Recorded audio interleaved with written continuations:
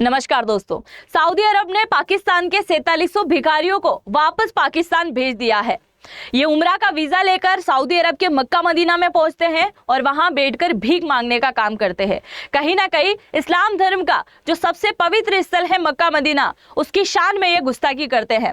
इसके साथ ही पाकिस्तान का एक अखबार जिसका नाम है डॉन, वो लिखता है कि पाकिस्तान की टोटल जनसंख्या तकरीबन 22 से 25 करोड़ होगी। 22 करोड़ मान लीजिए, अगर 22 करोड़ जनसंख्या है तो उसका 10% लोग भीख मांगते हैं, यानी कि 2.2 करोड़ जो लोग हैं वो केवल भीख मांगने का काम करते हैं। आप देखिए पाकिस्तान के अंदर कई सारे भिखारी हैं। ये तो क्रिकेटर है, खैर ये तो अमीर है, पर ये इसकी बात नहीं कर रहे हैं। इसका फोटो कहां से आ गया? खैर, अब यहाँ पे पाकिस्तान के पीएम के द्वारा जो भी हाल ही में टिप्पणी की गई थी, मैं थोड़ी सी आपको ये सुनाऊंगी, उसके बाद हम इनके और भी डेटा को जानेंगे कि ऐसा कैसे साबित हो गया कि पाकिस्तान, दुनिया में अगर 100 भिखारी खड़े होंगे तो उनमें से 90 भिखारी केवल पाकिस्तान के खड़े होंगे। सुनिए जरा ये क्या बोल रहे हैं।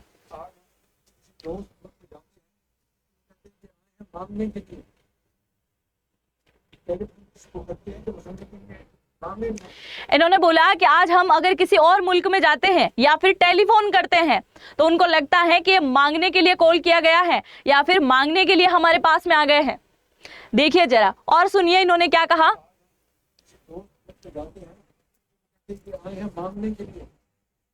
इसके साथ ही आप देखिए कि 2021 से 2024 के आंकड़ों के अकॉर्डिंग भी 4000 भिखारियों को यहां से निकाला गया था।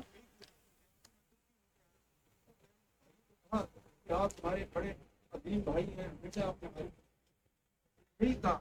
जब मैं आया हूँ तो आप सबके सामने इन्होंने बोला कि अभी हाल ही में मैं तुर्की गया, यूएई गया, वहां पे भी मैं जैसे ही गया तो मैंने बोला कि मैं यहाँ पे आया हूँ कुछ बातचीत करने के लिए, तो उन लोगों को फिर भी यही लगा कि मैं कुछ न कुछ मांगने के लिए आया हूँ। ये मैं नहीं बोल रही हूँ, पाकिस्तान के पीएम बोल रहे हैं। इनके इन दिनों सोशल मीडिया पे 3 से 4 वीडियो वायरल हो रहे हैं, ये देखिए आप। बहुत सारे भिखारी दिए हैं भाई पाकिस्तान ने। खैर आगे बढ़ते हैं, आगे जानते हैं। आप इसके अलावा देखिए पाकिस्तान ने लगभग 2.2 करोड़ भिखारी होने का अनुमान है। 42 अरब रुपए जो है ये अकेले कमा लेते हैं। मतलब पाकिस्तान के 2.2 करोड़ लोग अगर भीख मांगेंगे तो वो तकरीबन 42 अरब रुपए जो हैं भीख मांग के कमा लेते हैं। और अगर ये वाले पैसे कहीं ना कहीं सरकार के पास चले जाए तो सरकार को कर्जा नहीं लेना पड़ेगा। यानी कि पाकिस्तान की सरकार जो अभी तक चाइना से पैसे मांगती आई है, IMF से पैसे मांगती आई है, उनसे नहीं लेना पड़ेगा। इसके साथ ही वर्ल्ड बैंक से पैसे लेती है, मिडिल ईस्ट देशों से पैसे लेती है, तो उनसे भी पैसे नहीं मांगने पड़ेंगे। तो सरकार की हेल्प करनी चाहिए इन भिखारियों को। दूसरी बात यह है कि एक और वीडियो आप देखिए, ये वीडियो है सऊदी अरब का। तो ये व्यक्ति जो है ये पाकिस्तानी भिखारी है और जो वीडियो बना रहा था वो भी पाकिस्तान का व्यक्ति था। उसने पूछा कि भाई तू यहाँ पे कैसे आया? तो इसने बोला कि मैं उम्रा का वीजा लेके आया हूँ और ये भीख मांगने के लिए उसी के हत्थे चढ़ गया जो पाकिस्तान का व्यक्ति था। देखो कैसा भग रहा है ना।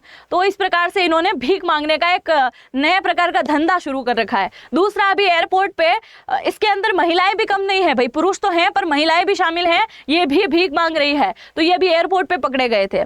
दूसरा, अब हम बात कर लेते हैं पाकिस्तान का ऐसा कौन सा इलाका है जो सबसे ज्यादा भिखारियां पैदा कर रहा है, मतलब भिखारी दे रहा है वर्ल्ड में।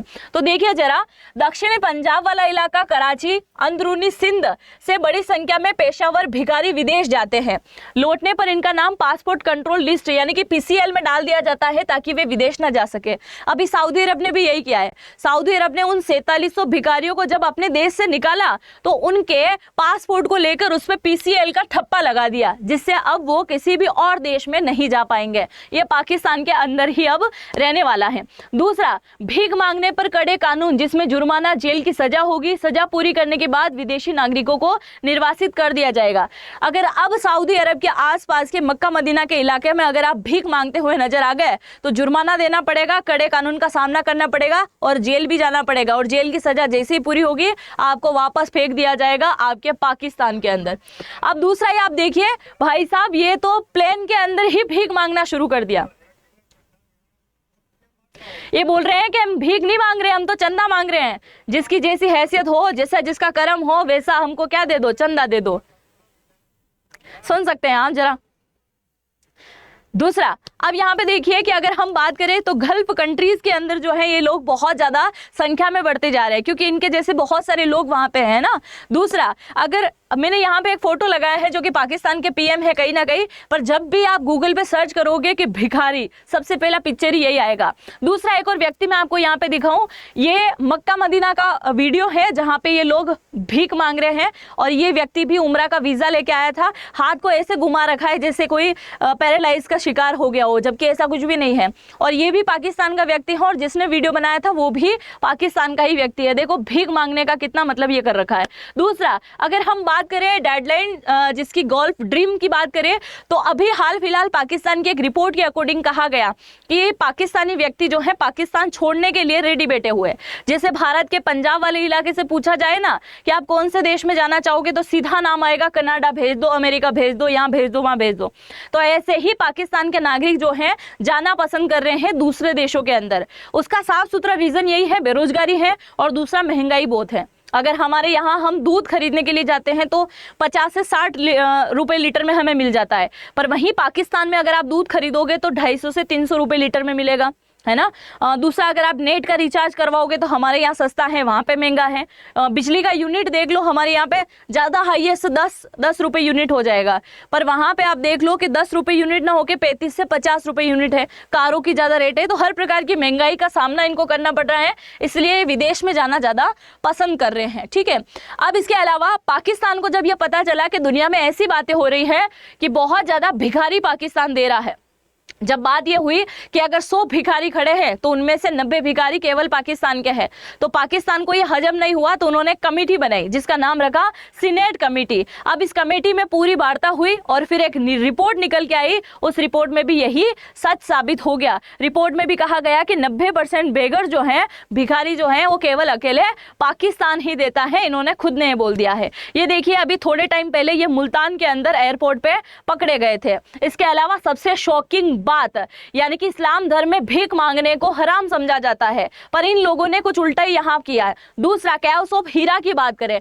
हीरा नामक गुफा जहां पे मोहम्मद पैगंबर साहब को कहीं ना कहीं ज्ञान की प्राप्ति हुई थी, उस गुफा को इन्होंने बहुत बुरी तरीके से ये कर दिया है। आप देखिए यहाँ पे ये हीरा नामक गुफा है जहाँ मोहम्मद पैगंबर साहब अपने ज्ञान की प्राप्ति करते हैं, और ये पूरा अड्डा बना दिया इन भिखारियों ने। बड़े बड़े से कटोरे यहाँ लेके बैठे हैं कि ज़्यादा लोग आएंगे और भीख देंगे, क्योंकि इस्लाम धर्म का कोई भी व्यक्ति अगर हज करने के लिए जाता है तो वो इस गुफा के आसपास भी जरूर जाएगा वहाँ पे देखने के लिए। तो ये लोग वहाँ पे बैठ जाते हैं बड़ी बड़ी कटोरे लेके भीख मांगने के लिए। दूसरा, अगर हम दुनिया की बात करें तो दुनिया अभी आगे बढ़ रही है ना, एक्सप्लोर कर रही है, वर्ल्ड एक्सप्लोर कर रही है, टीच इनोवेशन कर रही है। वहीं पाकिस्तान की बात करें तो पाकिस्तान में केवल न्यूक्लियर पावर अच्छा है, बाकी फेल्ड स्टेट ये कहलाता है। आतंकवादी देने का काम इसने किया है, और हमारे जम्मू कश्मीर के पहलगांव में भी अभी इसने आतंकवादी छोड़े हैं। तो कहीं ना कहीं वर्ल्ड में इस पाकिस्तान का नाम कहीं भी अच्छा नहीं है। दूसरा, कई सारे ऐसे मुसलमान व्यक्ति हैं जो कि गल्फ देश के अलावा कई सारे ऐसे देश जहाँ पे काम करते हैं,